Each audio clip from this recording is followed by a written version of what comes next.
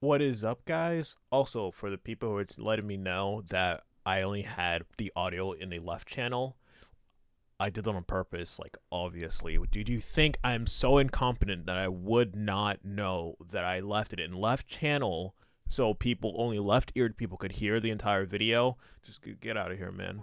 No, but those guys who told me, thank you so much. Yeah, you could obviously see I'm still trying to test all this stuff out, and the audio still sounds really, really good. It took me like an hour. Sorry, I'm still fixing my light. It took me like an hour to try to figure out how to get this whole thing set up. It's not as easy as it looks. It's not too bad if you pay attention, but yeah, I got it working now. But yes, let's talk about the new television show Big Trick Energy with Chris Ramsey, Alex Boyer, Eric LeClaire, and why am I blinking on the last one? Wes Barker, yes. Also, funny enough, I've actually met all these guys in real life at conventions, or if I was like hanging out in New York in Tannins, I've met Eric and Alex. And I think one of the funniest pieces of trivia is that Alex is one of the shyest people that you would ever see in your entire life. I think, in my personal opinion, is that he's still trying to learn English. And they're all Canadian, and I think they all speak French except Wes. I don't know. But Alex, extremely shy, super quiet guy. Every time you see him at a convention, he's just like one guy with a drink and just stands there next to Eric. And Eric's like one of the nicest guys like in the world. Met him a couple times. But yeah, I was really excited for the show because with Chris Ramsey, I think last year, it was right before COVID. I think it was early 2020, late 2019. He was like saying he was working with some other like studios, like television executives. Like he was like in New York at like Comedy Central and things like that. But they end up landing the pilot to True TV. And if you guys didn't know, this entire first episode, the whole pilot, is up on YouTube right now, which I'm pretty sure that was probably Chris's doing. The guy has 4 million subscribers, so they probably know what he's doing. So they allowed them to upload the first episode. You could watch it for free, which I think is amazing. And I'm also kind of surprised YouTube, or they didn't go to YouTube and try to get this as like some type of YouTube Premium or YouTube Red series, but I guess it's their loss. I don't know how True TV is going to do it. I don't know if they did this as like a marketing stunt where it's the first episode is free for everyone to watch, but you got to go to True TV, or they probably might have an app sometime soon, and you could watch the rest of it there.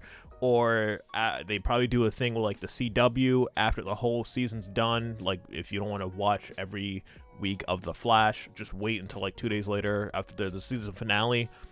Entire season's on there. Probably I don't know if they're gonna do something like that. That would be really interesting. But yeah, the first episode was it was pretty awesome. I honestly, the first things first is the title.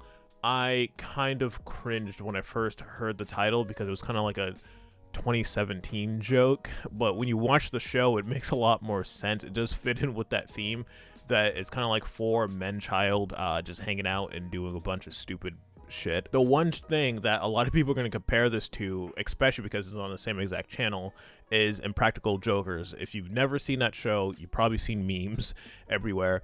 Is that it's a television show with like 4 comedians going out and telling them to do something really dumb to people. It's like a cringe prank show, and sometimes it gets unbearably uncomfortable to watch, which I love. And it's taking that similar concept and making it into a magic show.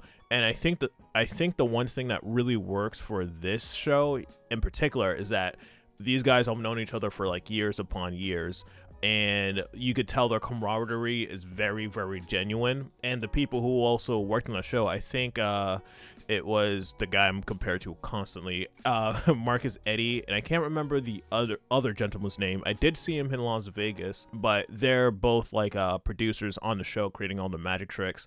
A lot of the tricks are really, really interesting. I think there was only like 2 card tricks in this first episode, which I really liked. They were trying to get extremely creative, like having appearing doves, doing stuff with like basketballs. What that was a card trick. Them trying to do like escapes. And what I really like is that each magician has their own style. Like Chris does like the card tricks. Eric does like the escapes. Wes does like the dangerous stuff with like the axes. Alex does like more the like visual things like with the dove and everything. It's super interesting. They do things that I've always wanted to do, like weird experiments, like putting the dog collar onto somebody as they do a magic trick for somebody, which is, it's hilarious, and it's kind of like a YouTube video. That's what this is. This feels like four guys, well, this is actually what it is, four YouTubers just given a budget of a television show.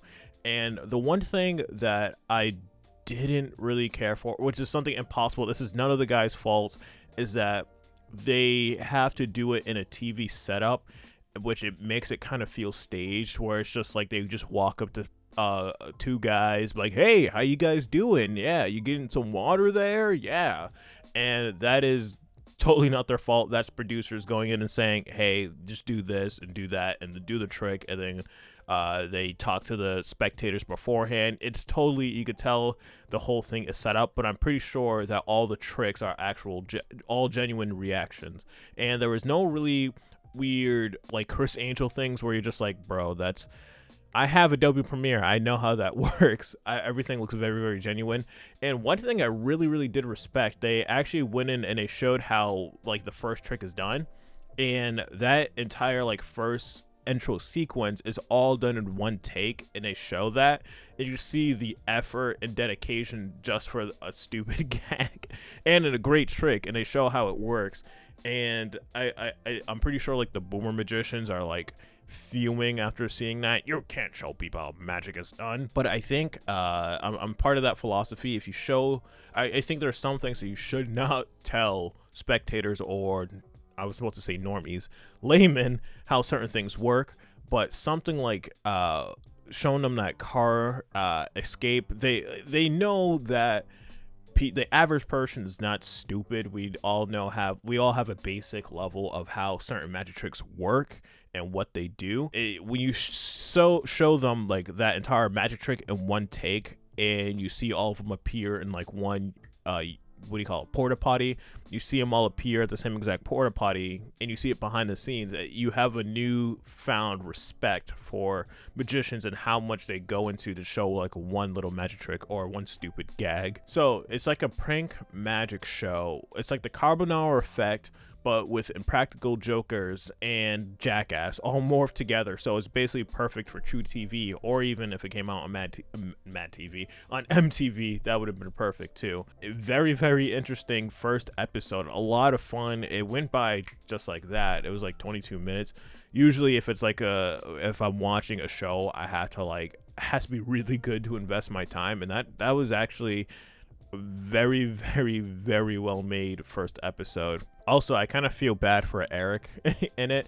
You can tell because you know these guys all have known each other for a very long time, and with some of their reactions, you could tell when they're playing up for the camera, or you can tell when something's actually genuine, because there's a scene towards the end with Eric in his car, and I don't think he was acting. I think he was actually like visually upset, because I've actually met him and talked to him in person a couple times, and I'm not like friends with him or anything. I've met him like passing by at conventions and things like that, but he looked genuinely upset.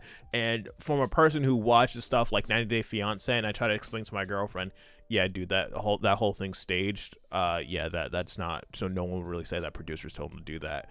You could just tell sometimes. It's really hard to tell with this show. Fun show, concept's not really new. It's kind of like just taking a couple of other True TV shows, morph them together, but it did have this authenticity to it. It was really funny seeing Chris also vlog during the episodes, and they probably used like 1 or 2 shots from his actual camera a couple times, but they mostly use like these big cinema television cameras, and also like some GoPros for like the when they're driving in a car. I would definitely like look forward to watching this television show, but the only problem is that I don't have cable. I don't know if True TV is coming out with their own like streaming service, and I don't know if people would like fork over money to like watch stuff on True TV, because they're kind of like just a bunch of like reality shows. But definitely if they had like some type of deal, like I said earlier, like with Netflix, like because I know Impractical Jokers and I think probably a couple other shows are on straight to Netflix, they probably have some type of deal with that, because I know with Chris, Eric, and like all of these guys, they are pretty big on the internet, so they probably want to have a big push to have everything, to have it streamed online and make it way more convenient for everyone else. But yeah, I think that's really it. Really good show. I would implore you to see it.